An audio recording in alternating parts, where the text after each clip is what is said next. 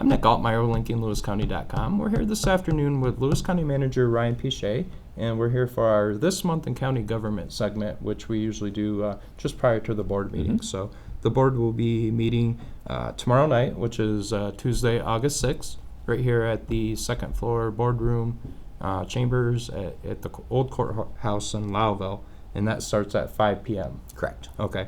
The meeting tomorrow night will open with a public hearing, and that's for a local law on the ATV trail system. So did you just want to tell the Sure. people a little bit about what's going on with that? So our ATV trail system was built actually through a series of local laws over the years. Every time a new trail has been added, every time a new program added, we kind of build upon that law. And what this new local law does is it consolidates all of those into one place, which certainly makes it easier on ATV riders and on law enforcement and judges in the county.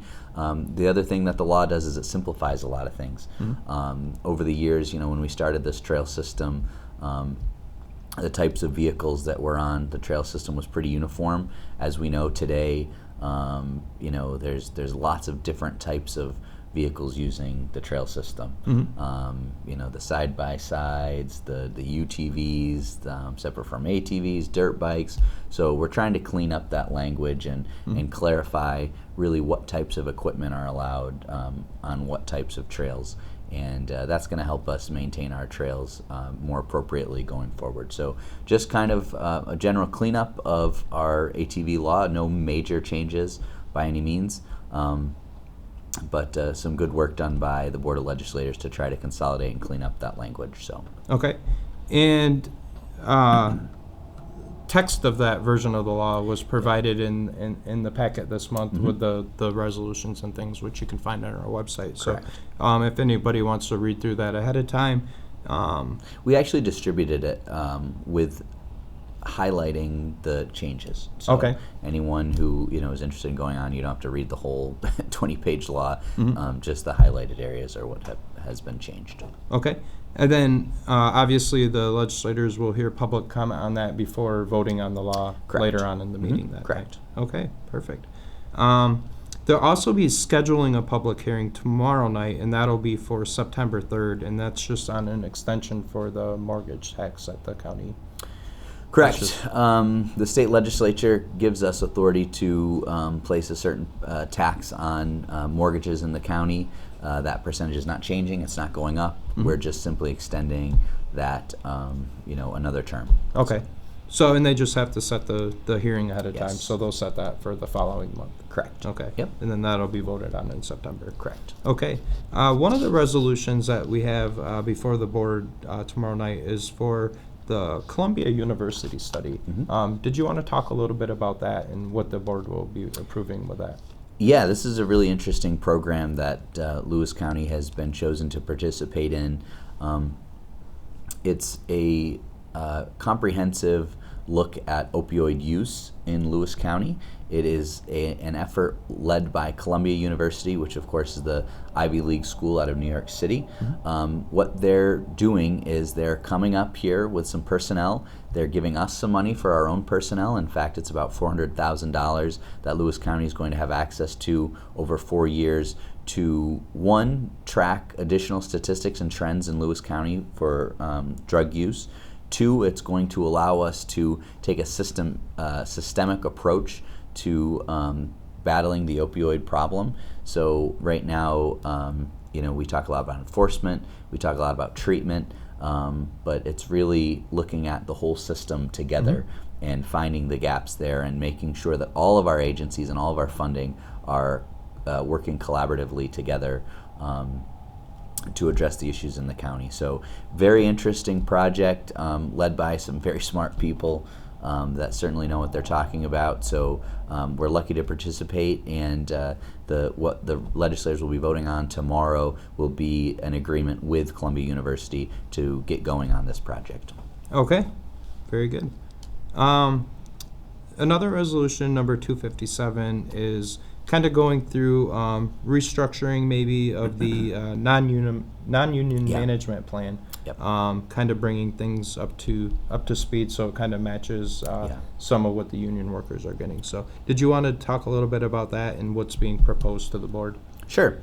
So we have 4 different unions operating in Lewis County, and then we have management employees who are not in the union. So people like myself, department heads, mid-level managers, those types of folks who are not governed by the bargaining unit contract. So those folks that are outside of the union until last year didn't have salary ranges for their jobs.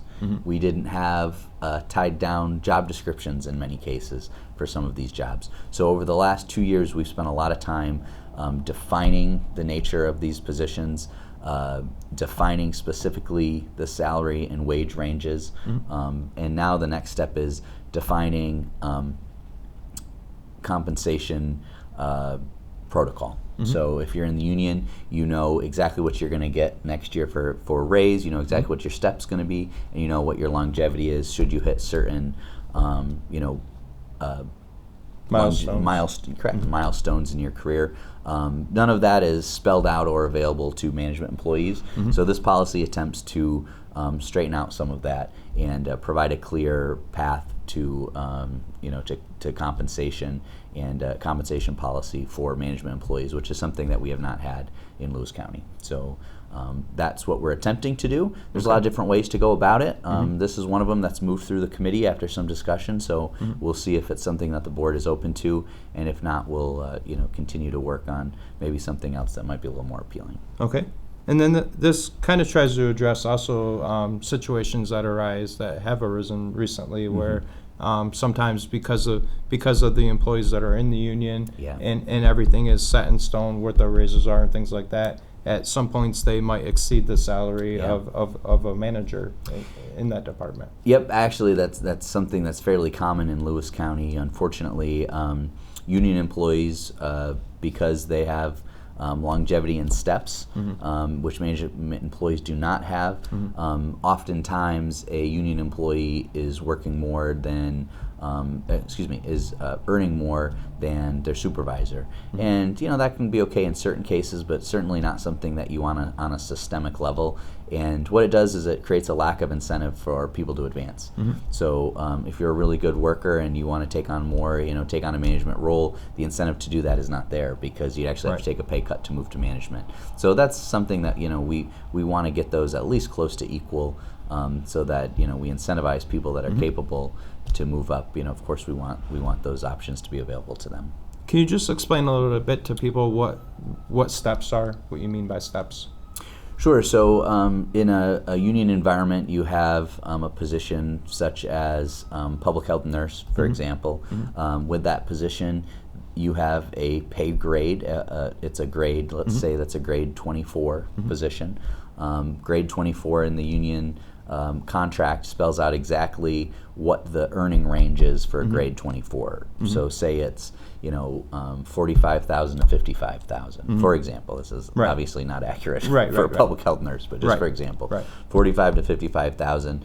During your career, you will be offered steps, opportunities to move through that range. So if you get hired at 45, then you can move up through. By the time you get to year 10, for example, you'll be at the maximum of your range, and then you'll be eligible for longevity. So it's just a way to allow people to move through the range of their pay type. We did the ranges for management, but we've never set up a system that allows them to move through the grade. So if you're a union employee, you can move through your grade and earn the highest level that you can in that grade. Management employees don't have that option currently. And so this would set up an opportunity for management employees to move through the range just like their union counterparts do. So that's the goal of this policy. Fairly common throughout government entities, the state government, even the federal government, the Army has steps and grades for each position. So it's kind of a tool that's used in government to move people through a range and make sure that politics aren't playing too much into any one person's raises or salary. Perfect. Okay. And obviously, as in with every month, there's lots of other resolutions that are kind of just, paying bills, things like that. So those were kind of two of the more major ones that we saw this week. The other ongoing issue, I guess, would be if there would be any updates on the situation with the gun purchase with the sheriff's office.